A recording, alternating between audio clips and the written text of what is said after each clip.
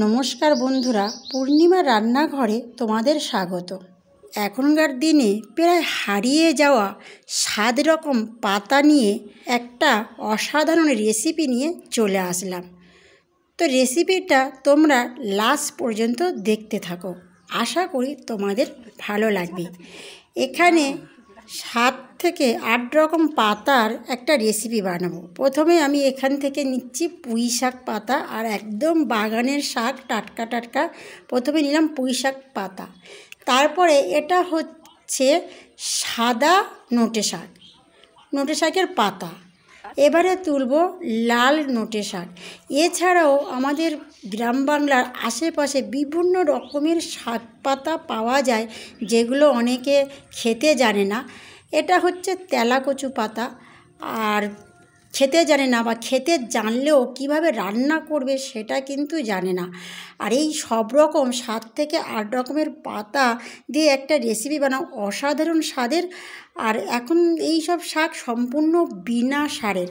এখন বাজারে যে শাক পাতা কিনতে যাবে সব কিন্তু সারের, আর এইগুলো সম্পূর্ণ বিনা শাকের।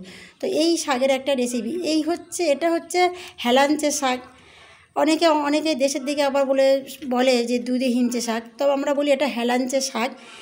তো এটা হেলাঞ্চে শাক। এবারে এটা তো তোমরাই জানো এটা কি শাক, এটা বাজারে পাওয়া যায়। এটা কি শাক, এটা হচ্ছে, তাও বলে রাখছি, এটা হচ্ছে কলমি শাক।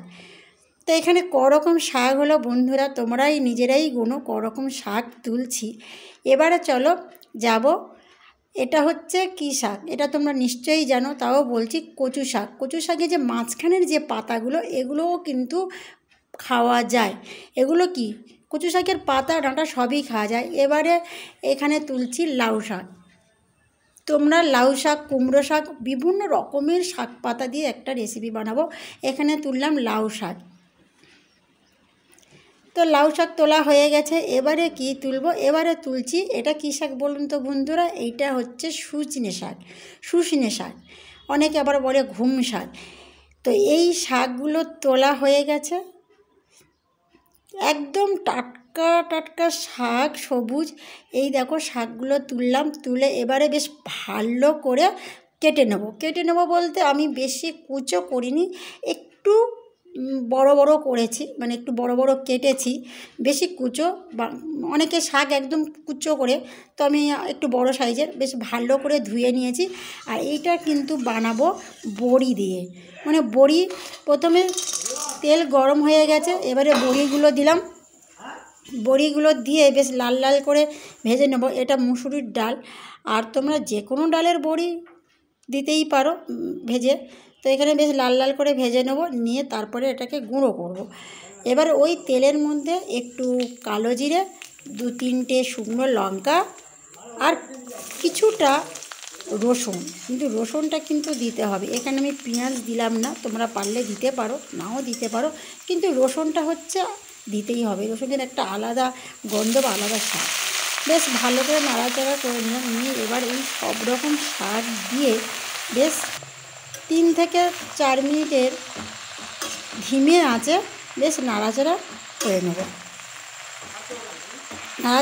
নেব। এবারে এর মধ্যে কিন্তু একটুও জল দেব না, কেননা এই শাকে কিন্তু প্রচুর পরিমাণে জল ওঠে। আর যদিও জল কমই ওঠে, তো পুরো রান্নাটা ধিমে আঁচে, আঁচটা কম করে দিয়ে আর বারে বারে নাড়াচাড়া করবে। শাক এমনি 5 মিনিটের মধ্যে সেদ্ধ হয়ে যাবে। একটু নাড়াচাড়া করে নেব, আর দিয়ে এবার এটাকে বেশ ভালো করে ঢাকবো। তার আগে আমি একটু স্বাদ অনুযায়ী একটু নুন দিলাম। শাকে কিন্তু অল্প নুন দিতে হবে, বেশি পরিমাণে নুন দিলাম, দিয়ে বেশ ভালো করে, বেশি পরিমাণে নুন যেন দিও না, কেননা বেশি শাক দেখে অনেকে বেশি নুন দেয়। শাকটা অল্প হয়ে আসবে, তারপরে নুন দেবে। এবারে এখানে বড়িগুলো বেশ একটু ভালো করে এইভাবে গুঁড়ো করে নিয়েছি। এবারে দেখি শাকটা, দেখো শাকটা কতটা জল উঠে গেছে, আর ঢাকবো না। এবারে তার মাঝখানেও আমি ঢাকা দেওয়ার মাঝখানে 2-3 বার নাড়াচাড়া করে নিয়েছি। তো শাকটা বেশ জলও উঠে গেছে, একটু হয়ে আসবে। এবারে যে বড়িগুলো ভেজে রেখেছি, খানিকটা বড়ি আমি ওপর থেকে দিলাম, দিয়ে 2 থেকে 3 মিনিট একটু নাড়াচাড়া করে নেবো। আর এই বড়ি দিয়ে শাক ভাজা একবার খেয়ে দেখো, অসাধারণ স্বাদের। আর বেশি তেল তেল মশলাই তো নেই। আর আমাদের গ্রাম বাংলার শাক, সব রকম শাকের একটা আলাদা স্বাদ থাকে, আর বাজারের শাকের কিন্তু একটা আলাদা স্বাদ থাকে। তো এবারে হয়ে গেছে রান্নাটা। এবারে এইগুলো ঢেলে বাকি যে বড়িটা আছে এর ওপরেই দেব। তো বন্ধুরা, ভিডিওটা যদি তোমাদের ভালো লাগে অবশ্যই একটা কমেন্ট করো। তোমাদের কমেন্টের আশায় থাকি। আর তোমরা ভিডিও দেখছো, কমেন্ট করছো না, এটা সত্যিই একটু খারাপ লাগে। কমেন্ট করলে কী হয়, একটু উৎসাহ বাড়ে যে আরও তোমাদের জন্য নিত্য নতুন রান্না, বিভিন্ন রকমের নতুন নতুন রান্না তোমাদের সামনে নিয়ে আসতে পারবো। তো আজকের ভিডিওটা এই পর্যন্ত।